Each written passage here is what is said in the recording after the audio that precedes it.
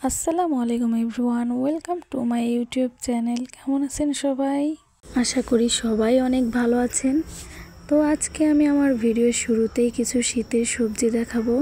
এখন প্রায় সবার বাড়িতেই পাওয়া যাবে। তো এই সবজি দিয়ে এখন খুবই মজাদার তরকারি রান্না করা যায়। যে কোনো মাছ দিয়ে সবজিগুলো দিয়ে রান্না করলে অনেক মজা লাগে। তো আমি আজকে ইলিশ মাছ দিয়ে সবজিগুলো দিয়ে রান্না করব। আর সেই রান্নার ভিডিওটাই আপনাদের মাঝে আমি আজকে শেয়ার করব। তাহলে চলুন ভিডিওটি শুরু করা যাক। প্রথমেই আমি ইলিশ মাছ রান্না করার জন্য নিয়ে নেব ফুলকপি, তারপরে সিম, তারপরে একটা মূলা আর পেঁয়াজ মরিচ যা লাগে তাই। তো আমি প্রথমে পেঁয়াজগুলো কেটে নিচ্ছি আর কিছু ফুলকপি নিয়েছি, দেখেন অল্প নিয়েছি, কারণ এগুলা সবজিগুলো খাই আমরা দুজনেই, বাচ্চারা এগুলো খায় না, এর জন্য অল্প অল্প রান্না করব। তো তার জন্য আমি কয়েকটা সিম নিয়ে নিয়েছি। সিমগুলো কাটা হয়ে গেলে নিয়ে নেব হচ্ছে একটা মূলা। তো একটা মূলা হলেই যথেষ্ট, মূলাটা এমনি একটু বড় আছে, মূলাটা কেটে নিয়েছি। তারপর কাঁচামরিচ কাটছি, তারপরে নিব 2টা আলু। সব কিছু মিলিয়ে একসাথে ধুয়ে নেব। সবজিগুলা কয়েকবার ধুয়ে নেওয়া হয়ে গেলে আমি পেঁয়াজটা আলাদা করে নেব। পেঁয়াজগুলো আলাদা করে মরিচটা এখানেই রেখে দেব, আলাদা করে কুচি করে নেব। তারপর আমি সবজিগুলো একটা পাতিলে ভাপ দিতে দেব একটু লবণ দিয়ে। তো সবজিগুলো ভাপ দিয়ে এগুলো ছাঁকনিতে রেখে দেব। পরে কড়াইতে তেল দিয়ে পেঁয়াজ কুচিগুলো দিয়ে দেব। পেঁয়াজ কুচিগুলো দিয়ে ভালোভাবে নাড়াচাড়া করে একটু ভেজে নিতে হবে। তো এগুলো ভালোভাবে ভাজা হয়ে গেলে একটু যখন ব্রাউন কালার হয়ে আসবে তখন বোঝা যাবে এটা ভাজা হয়ে গেছে। তখন আমি এটাতে পানি দিয়ে দেব। তারপর একে একে মশলাগুলো দিয়ে দেব, লবণ, মরিচের গুঁড়া, হলুদের গুঁড়া, একটু আদা বাটা দিয়ে এগুলোকে ভালো করে কষাবো।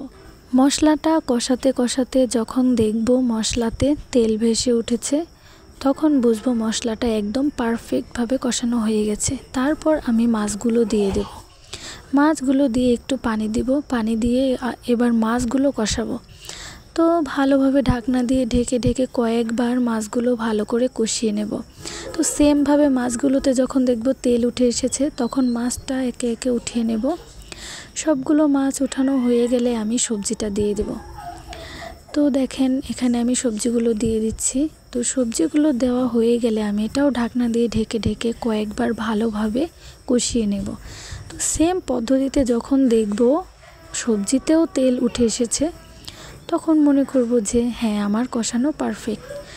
তারপরে আমি কি করব, এখানে পানি দেব পরিমাণ মতো। যেহেতু ইলিশ মাছ আমি একটু ঝোল রাখবো তাই পানিটা একটু বেশি দেব। আপনারা যেরকম ঝোল রাখবেন ওরকম দিয়ে নেবেন। আমি এখানে আগে মাছটা দিয়ে নিচ্ছি, কারণ আমার কাছে মনে হয় যে সবজি কষানো হয়ে গেলে এতে মাছটা দিয়ে তারপর পানি দিলে সবচেয়ে ভালো হয়। এক একজনের রান্না এক এক রকম, এক একভাবে দিতে পারেন, সমস্যা নেই। আপনারা দেখতেই পাচ্ছেন আমি কিভাবে আস্তে আস্তে পানি দিয়ে এবার ভালো করে যে বাটিতে মাছটা ছিল ওই বাটিটা ধুয়েও দিয়ে দিয়েছি। তারপর যখন সবজিটা একটু বলক এসেছে তখন আমি ধনিয়া পাতাগুলো দিয়ে দেব। শীতের দিনে যদি ধনিয়া পাতায় তরকারিতে না দিই তাহলে কি তরকারিটা রান্না সম্পূর্ণ হয় বলেন তো? তাই আমি আর দেরি না করে ধনিয়া পাতাগুলো দিয়ে দেব, উপর দিয়ে সুন্দর করে ছড়িয়ে। ধনিয়া পাতা দেওয়া হয়ে গেলে তরকারিটা কিছুক্ষণ একটু নেড়ে চেড়ে নেব। তারপর একটু লবণটা দেখে নেব যে লবণটা ঠিক আছে কিনা। তো লবণটা দেখে আমি বুঝতে পারলাম যে একটু লবণটা কম আছে, তো আমি একটু পরিমাণ মতো লবণ দিয়ে নিলাম। তরকারিতে পরিমাণ মতো লবণ দেওয়া হয়ে গেলে কিছুক্ষণ জাল করে তরকারিটা আমি নামিয়ে নেব। তরকারিটা নামিয়ে নেওয়ার পরে কতটা লোভনীয় লাগছে আপনারাই দেখুন। আপনারাও চাইলে এরকমভাবে সবজি দিয়ে ইলিশ মাছ রান্না করে খেতে পারেন। তো সবাই ভালো থাকবেন, সুস্থ থাকবেন। আল্লাহ হাফেজ।